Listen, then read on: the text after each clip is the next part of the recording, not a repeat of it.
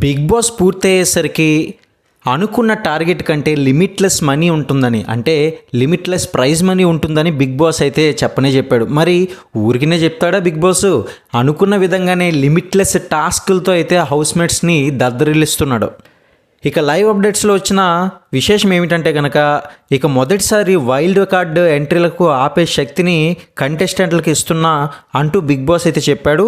Survival of ఏవైతే ఈ యొక్క ఫిట్టెస్ట్ ఛాలెంజ్లు గెలవండి అంటూ కూడా తన ముందైతే ఉంచారనమాట. మరి ఇప్పటికే హౌస్మేట్స్ అందరూ కూడా లైవ్లో మాట్లాడుకున్న విషయాలు ఏంటంటే కనుక, కంటెస్టెంట్లకి కాసేపు అయితే మైండ్ బ్లాక్ అయిపోయింది.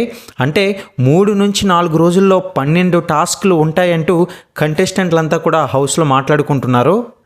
అయితే బిగ్ బాస్ చూసే కొంతమంది ఆడియన్స్ రెస్పాన్స్ ఎలా ఉంది అంటే, బిగ్ బాస్ చేసినంత హడావిడి రియాలిటీలో కనిపించట్లేదు. ఎందుకంటే ఇప్పుడు హౌస్లో 11 మంది సభ్యులు ఉన్నారు.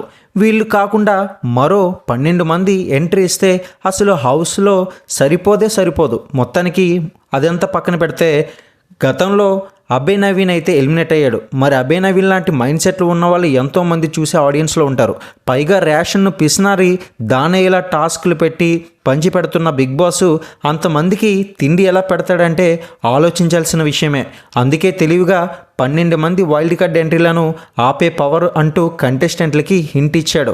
ఒక రకంగా చెప్పాలి అంటే 12 టాస్క్లు పెడితే ఎలాగో అన్నిట్లోనూ గెలవలేరు, అలా అని ప్రతి దాంట్లోనూ కూడా ఓడిపోరు కూడా. కాస్తో కూస్తో కొన్ని టాస్క్లైనా గెలుస్తారు. కాబట్టి గెలవలేని టాస్క్లకు తగ్గట్లుగా కొత్త వాళ్ళనైతే వైల్డ్ కార్డ్ ఎంట్రీ ద్వారా బిగ్ బాస్ పంపిస్తాడు. అయితే తెలిసిన విషయం ఏంటంటే, మన వరకు వచ్చిన అప్డేట్లలో చాలా వరకు కూడా వచ్చే వైల్డ్ కార్డ్ ఎంట్రీలో గతంలో వచ్చిన వాళ్ళే ఉంటారని తెలుస్తుంది. అయితే వీళ్ళు కాకుండా మరో కొత్తగా ఒక 2-3 ఉండే అవకాశం అయితే ఉంటుందని మాత్రమే మనకి అప్డేట్స్ అయితే రావడం జరిగింది.